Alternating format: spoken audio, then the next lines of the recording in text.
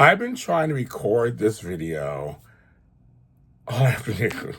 My computer's acting up and froze. I'm trying to handle that. I'm looking up at it right now. Then I tried to go on my laptop and that is acting up.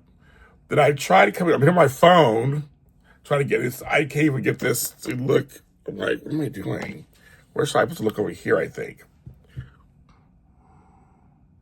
I know where I'm looking. And people are calling me. The phone was not ringing all day. Now they're calling me as I'm trying to record this video. So I keep stopping. So I'm going to try to record this really quick. I want to give you a reaction video. I just want to talk about When Hope Calls. That's all I want to talk about. And I have all these obstacles happening. I'm James Lott Jr. This is the When Hope Calls after show. I'm going to try to upload it to my computer and add the intro and outro, but I don't know what's going on, folks. Oh, and I just dropped. There you go, folks. See, I'm telling you, I don't know what's going on, people, but I'm going to keep going, folks. I'm not going to edit that out. I'm going to keep going. This is just James is going to keep going. Yes, we keep going.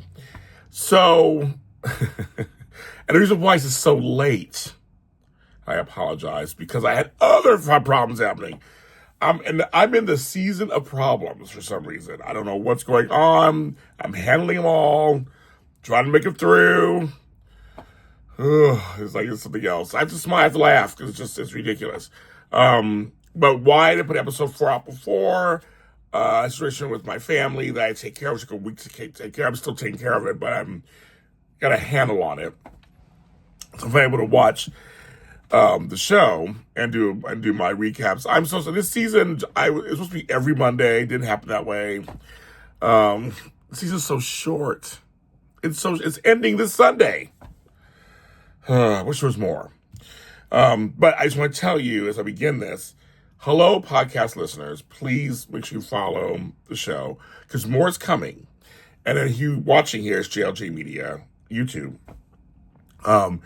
I will do episode 5. That'll be released this week. And I will do episode 6.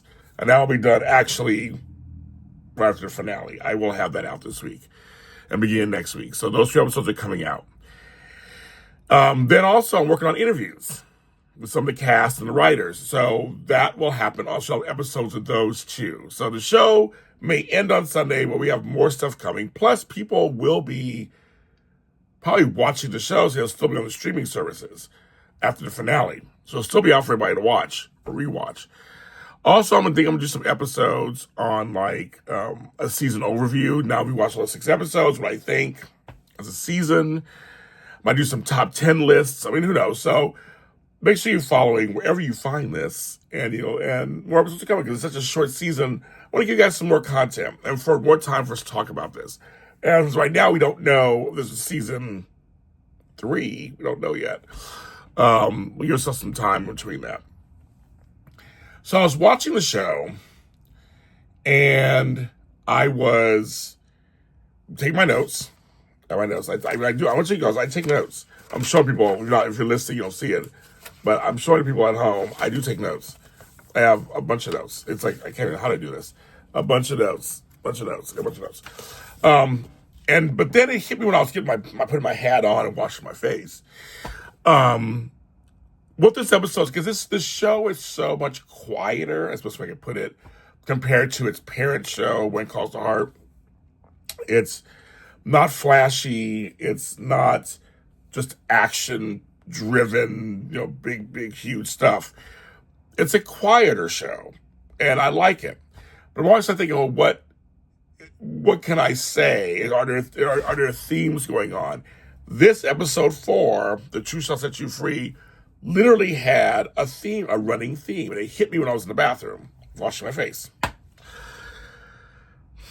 The overall theme of this episode to me was there were 3 women, each having these kind of soul-searching moments. Each of these 3 women were at a crossroads. The 3 women were Tess, Hannah, and Jenny/Dolores.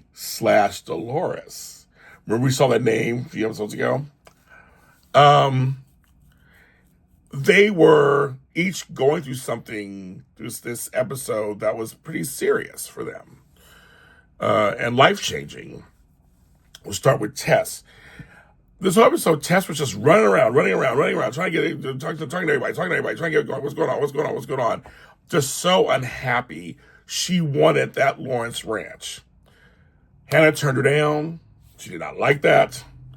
But she really wants that ranch because, number one, she wants the ranch. But number two, because of what it could mean is some river access.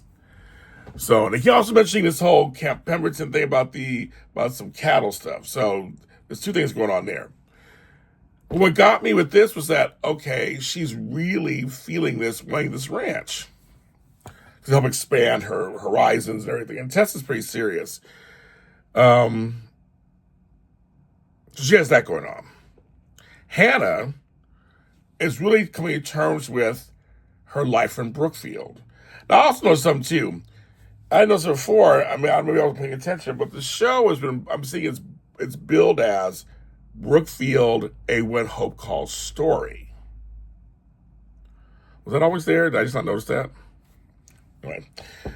So Hannah, her and Wyatt, it's like there's tension. They have tension. Like, it's like he's not sure about her. You can tell he really believes in the ranch. He was a fan of her uncle. It was a whole thing. So he's being kind of protective.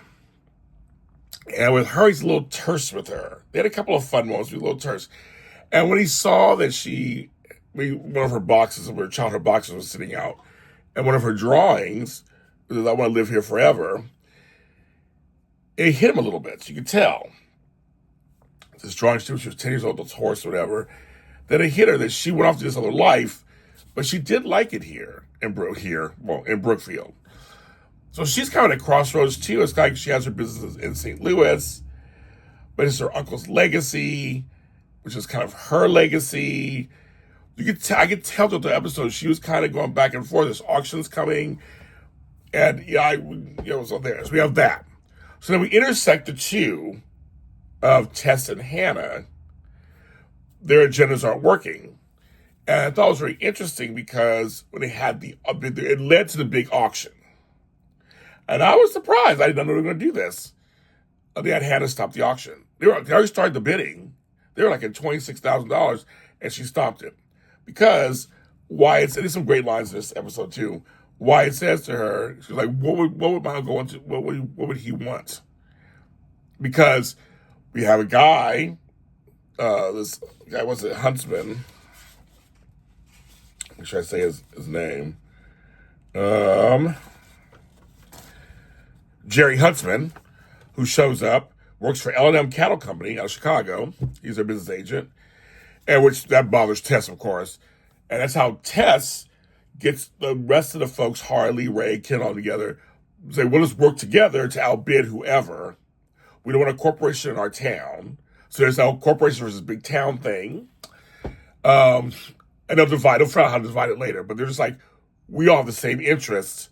Let's come together. Meanwhile, over here, Hannah's like, do my uncle want a corporation or a local? And White says, who did he leave the ranch to? And walks out. He left it to her. So she stops the auction. Tess ain't happy. And I had to chuckle because Tess, I said a line at the end where she was like, it's just business. It's just business. And she's like, you'll learn here in this town and everything is not just business. And she said, I hope there isn't any hard feelings. And Tess, well, she said, you can hope for whatever you like or whatever. And I was like, ooh, shady. Woo. Yeah. So, and then Hannah tells Wyatt, I'm going to run the ranch. And he's kind of a little smart around her. But he will help. And she thinks she could run two businesses at the same time. Anyway, there's like a nice setup. There's a nice setup there now. So now she's going to stay and try to run this ranch. While Tessa's kind of salty over here. Wyatt feels, attached to the ranch, so I'm sure he's okay. And then now will her life now be fulfilled being in Brookfield? So I thought that was interesting. It was a way to come around there family, legacy, all that stuff. What do you do? And when she got the bug bite, I wish she got the bug bites, and she went to Maggie, and she was like, when I used to come in the first summer I came here, the bug bites got me. But then after I stayed, they didn't anymore. And Maggie's like, well, they're like new blood. So I was like, it was all leading to that. So I thought it was very cool. So that was really good. And then the whole Jenny Dolores storyline completely shocked me. About the truth shall set you free. Jenny's just an amazing person. And I kept thinking last couple episodes, like, and she's not, usually they have people come on there troubled, and they're troubled in a bad way. But she was troubled in a good way. That makes any sense. So it's kind of like, okay, so she kept helping out, reading out someone lunch to the boys, making dinner and cooking, and then but slipping up by saying certain things that didn't make sense to Nora. And Nora went to Michael, our favorite constable, and said, can you look her up? Because she got the files, but this whole Lorraine thing in Ohio was missed. Side note, my friend Mark J. Freeman is from Lorain, Ohio. I know Lorain, Ohio, so I was kind of like, I know where that is. So anyway, it's spelled a little differently than the captions had, folks. Sorry, captions were spelled a little wrong. But I know Lorain, Ohio. But anyway, so it had the Hamilton kind of stuff, but it didn't have anything before him. And how kids can't cook in an orphanage. All this stuff was torn apart. They did a whole thing, homegirl adult. Did not see that coming. She looks so young, and she explains the whole thing. How she was born and raised in Hamilton, how she lost her parents. I guess they had whooping cough. Lost her parents. When her granny was sick, that must have been that picture she had from when we saw, I think it was episode she debuted in. And it said Dolores, I don't remember. And we know there was. She was at the bed, and she was like, oh, I just went away. So they went back to that. So she's Dolores. She's actually over 18. But she explains this whole thing. She basically was kind of failing at life and didn't know what to do. So I thought I did not see that coming. That completely did not see that coming. And so that was a nice twist.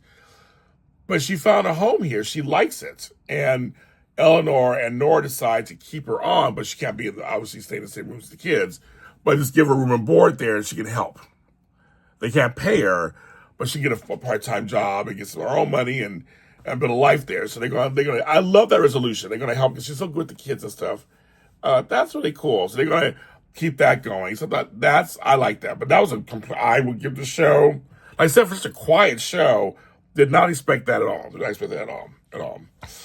So those three women all went through at a crossroads. And I feel like with Tess and Hannah especially, there's more to come. They have more. They're about to enter some situations. They got more to come. Maggie was a comic relief. Debbie was like, I'm gonna do these patients from around the world. Maggie's like, what about England and these special tarts? She makes them, she's not a cook, but she makes them. They're horrible. Everyone won't tell her.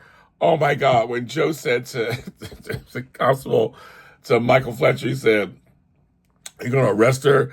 And he's like, I can't arrest her for this. He goes, these tarts are a crime against food. I laughed so hard. Oh my God, that was hilarious. And Sam, who's still trying to find himself. He's at crossroads too. He's waiting for that money, so he's trying to find himself. And he was at the hotel with Ronnie. And it turns out Ronnie fires him because he was trying to sell those tarts. So I was saying, okay, it's getting a little over the top now. You could have just threw the tarts away. She would have never known, whatever. But everybody tasting them and not liking them made me laugh. But she thought it was sweet. And I think that's kind of cute. She was like, she knows she can't cook or bake. And she thought it was sweet, and they're fine. But Sam is still trying to find himself, too. So that was really good. So that's, basically the episode. And I thought it was a cute episode with some messaging that was really good in it. And that Brookfield, is this place where everybody's finding themselves. That's the magic of it. It's a place where everybody comes to find themselves. And now my computer has turned back on, but I'm gonna leave this. This is real life, you guys. This is real life. I'm not polished or that kind of stuff. This is for you. I'm just for you, the hopefuls. It was a good episode. I think it was a really good episode. And I'll tell you, because it was about 44 minutes, they use that time. There's not a lot of filler, not a lot of 10 minutes of previews, 10 minutes of this. It's about 40 something minutes. They do that. I don't know where to look at the camera. What's going on here? So hopefully next episode will be back on my computer as I'm looking at it right now. Hopefully we'll be back to that. It's so crazy. But I am James Lott Jr. here at JLJ Media. Follow me everywhere. And episode 5 will be next. Coming out next. Thanks for all your patience, and I will talk to you soon.